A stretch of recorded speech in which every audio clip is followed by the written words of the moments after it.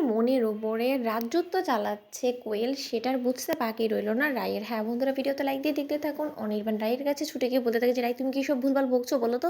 কোয়েল আমার মনে রাজত্ব কেন করতে যাবে বলো তো? ও তো আমার মনে এক্সিস্টই করে না। তার থেকে বড় কথা, ওর প্রতি আমার যত ভালোবাসা ছিল সব কিছু ধুয়ে মুছে শেষ হয়ে গিয়েছে। আমি তোমাকে আগেও বলেছি। আর তার থেকেও বড় কথা, তুমি শুধু শুধু আমাকে দুষছো কেন বলো তো?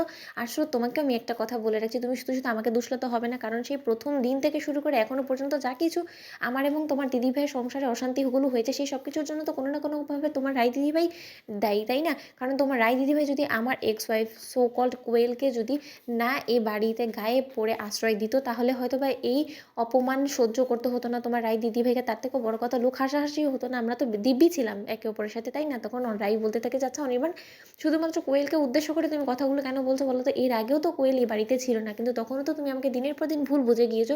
কখনো সৌর্যকে নিয়ে, কখনো বা তোমার মনের এই নিকৃষ্ট মানের মিথ্যে সন্দেহ নিয়ে। তুমি আমি ভেবেছিলে তো, তাই না? তোমার তো কোনোদিনও আমাকে স্যুট করেনি, তাহলে তুমি কেন এরকম করে মিথ্যাচারগুলো ছড়াচ্ছ, লোকের মাঝখানে নেগেটিভিটি তৈরি করছো বলো তো? এই কথা বলা মাত্র স্রোত বলতে থাকে যে দেখো অনিদা, তুমি যদি এটা ভেবে থাকো যে আমার রায় দিদিভাই দুর্বল, তাহলে কিন্তু সেটা তোমার ভুল ধারণা ছাড়া আর কোনো কিছুই না।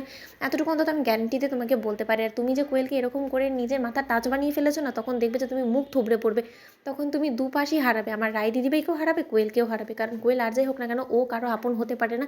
এতটুকু অন্তত আমি চিনে গিয়েছি। আর রায় দিদিভাই, তুইও যে অন্ধবিশ্বাস করে বসেছিস না কোয়েলের উপরে, তুই তোর ভালোবাসাকে যে তোলায় তুলছিস না, সেটাতে তুই নির্ঘাত মুখ থুবড়ে পড়বি। তুইও সেটা দেখে নিস। ওদিকে এই কথা বলা মাত্র অনির্বাণ কর্নারে রায়কে নিয়ে বলতে থাকে যে রায়, তুমি আজকে একটা শেষ সিদ্ধান্ত নাও, আর সেটা আমার সামনে এক্ষুনি, যে তুমি আমার সাথে আজই বাড়ি ফিরে যাবে কি যাবে না। তখন রায় বলতে থাকে যে কেন, তোমার মনে ভয় ঢুকে গিয়েছে যে যদি আবার আমার অনুপস্থিতির সুযোগ নিয়ে লোকে আর চার পাঁচটা কটু কথা বলে দেয়, তাহলে হয়তো বা তুমি আবারও সকলের সন্দেহের বেড়াজালে ফেসে যাবে, সেটার ভয় করছো? তার জন্য তোমার এবং কোয়েলের সম্পর্কে সাক্ষী হিসেবে আমাকে সেই বাড়িতে ফিরিয়ে নিয়ে যাওয়ার চেষ্টা করছো? ওদিকে এই কথা বলা মাত্র অনির্বাণ কোনো কিছু না শুনে যখন রায়কে জড়িয়ে ধরে বলতে থাকে যে রায়, আমি শুধু তোমাকে চাই, আমার জীবনে তুমি ছাড়া আর কেউ নেই। প্রয়োজনে আমি যদি পারতাম তাহলে আমি আমার মনটা খুলে তোমার হাতে তুলে দিয়ে বলতাম যে রাই, আমার এই মনটা শুধুমাত্র তোমার, আর শুধু আমার এই মনে তোমারই অধিকার আছে। এই কথা বলে মাত্র রাই বলতে থাকে যে অনির্বাণ প্লিজ, তুমি কি কথা পড়ে এখানে এসেছো, আর কার কথা শুনে তুমি এখানে এসেছো? তার থেকেও বড় কথা যে তুমি যে এখন কোয়েলের প্রেমে হাবুডুবু খাচ্ছ, তোমার অতীতের প্রেম যে নতুন করে জেগে উঠেছে,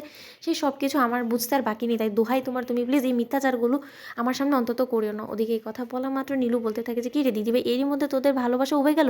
তুই তো এত জোর গলায় দাবি করেছিলিস যে তোর আর অনির্বাণ দাদাভাইয়ের বিশ্বাসটা অতটাই অটুট যে কেউ বাইরের লোক এসে টলাতে পারবে না। এখন কি হলো? তখন নীলুকে দেখে অনির্বাণ ক্ষিপ্ত হয়ে বলতে থাকে যে ও নীলু, জাস্ট শাট আপ। তুমি আমাদের মাঝখানে কথা বলার কে বলো তো? তখন নীলু বলতে থাকে যে আলবাত আমি বলবো, কারণ আমার অধিকার আছে, কারণ রায় দিদিভাই আমার বোন হয়। তো বন্ধুরা, ভিডিওটি ভালো লেগে থাকলে কেমন শেয়ার করে সাবস্ক্রাইব করতে ভুলো না।